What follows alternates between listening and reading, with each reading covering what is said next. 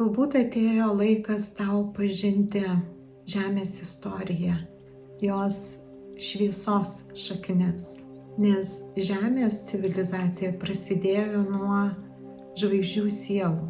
Tačiau pagal visus evoliucijos dėsnius yra pakilimai, yra kritimai. Taip nuolat atsitinka ir su Žeme.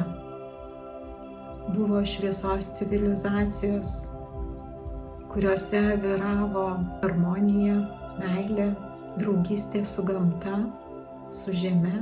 Vėliau kritus energetiniam vibracijom įsivyravo chaosas. Gyvename tame ir mes dabar. Tačiau noriu tau papasakoti, kaip viskas prasidėjo ir galbūt tavyje tai pažadins tavo prisiminimą, kad esi šviesos nešėjas. Papasakosiu apie Lemūrijos civilizaciją. Kas buvo Lemūrija? Lemūrija tai senovinė legendinė civilizacija, gyvavusi prieš Atlantidą. Ji egzistavo Ramiojo vandenyno regione, nuo Havajų iki Australijos, taip pat apimdama Šiaurės bei Pietų Amerikos pakrantės. Dar kartais vadinama Mu.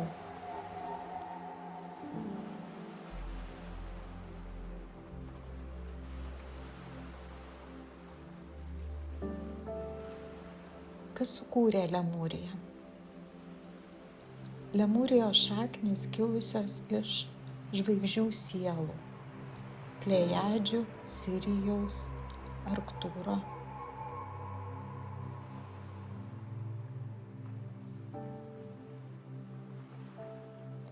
Kurios įsikūnijo Žemėje, kad padėtų įtvirtinti aukštas vibracijas, meilės ir vienybės sąmonę.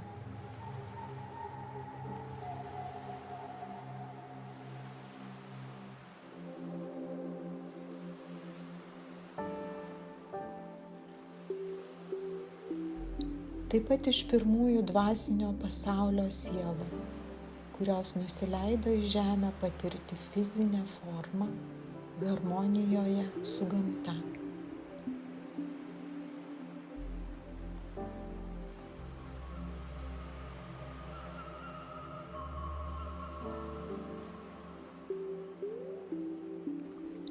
Tai buvo pirmoji Žemės civilizacija, pagrįsta širdies sąmonė, moteriška energija, dvasinė išmintimi, telepatija ir harmoningu gyvenimu su visa gyvybe.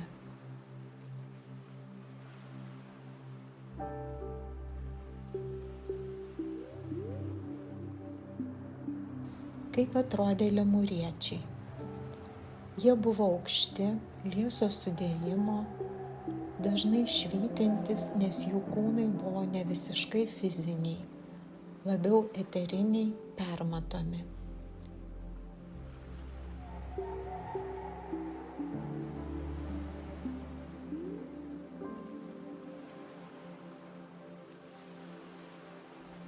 Turėjo išvystytą trečiąją akį, ryškų aurinį lauką, gyveno 5D sąmonės lygmenyje.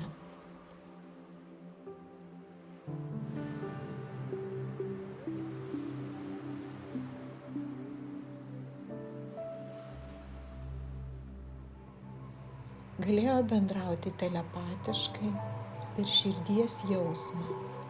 Jautė augalus, gyvūnus, kristalus, planetos lauką.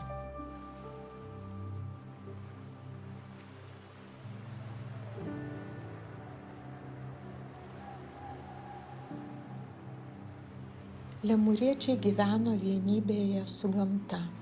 Jų kultūra buvo dvasinė, nemateriali.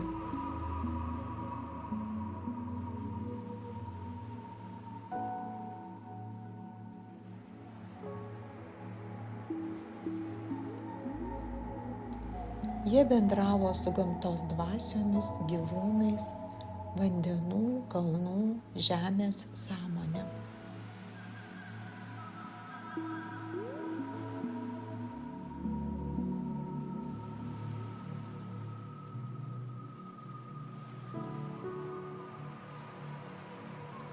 Praktikavo gydymą garsu, kristalais, šviesa, intuityvų kūno ir energijos gydymą.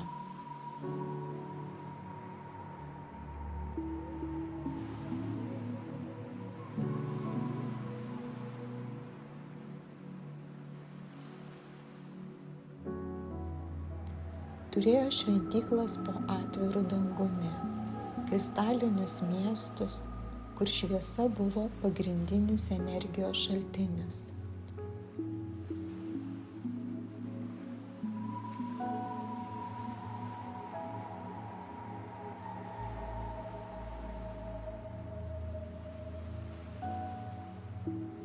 Žinojo apie reinkarnaciją, sielos kelią, planetoje veikiančius dėsnius.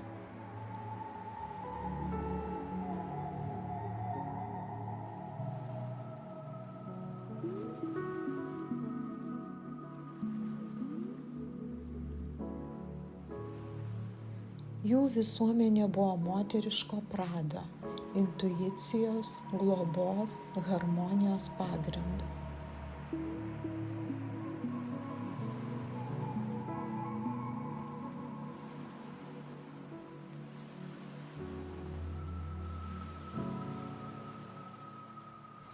Nebuvo pinigų sistemos, nebuvo karų. Jie dalijosi viskuo, nes jautė vienybę kaip vieną organizmą.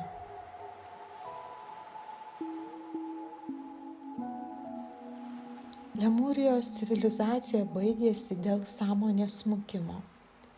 Prasidėjo energetinis disbalansas, ego ir atskirties įsivyravimas.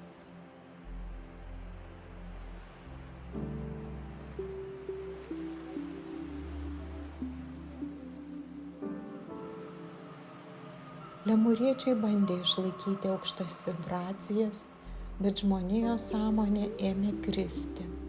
Įsivyravo dualybė, materialumas.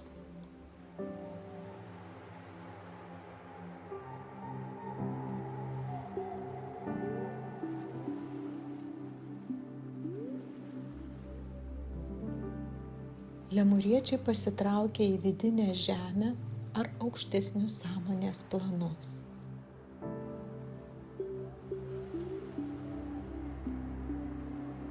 Telos, Lemūrijos miestas po Šasta kalnu.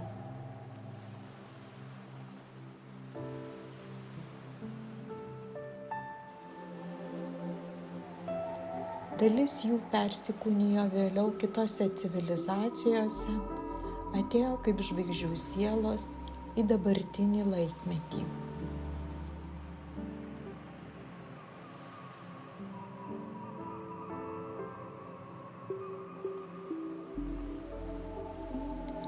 Ar Lemūrijos sielos gyvena dabar? Taip. Žmonės, kurie jaučia gilų ilgesį grįžti namo į šviesos pasaulį, dažnai yra lemūriečių sielos.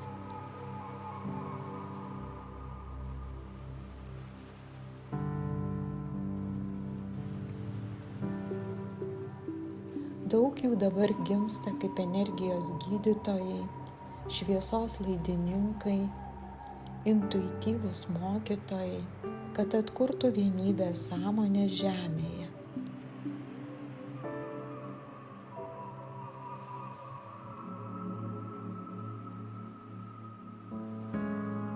Jie nešasi seną Lemūrijos išmintį, ypač apie kristalus, garsą, gamtos dvasinę galią, moterišką energiją.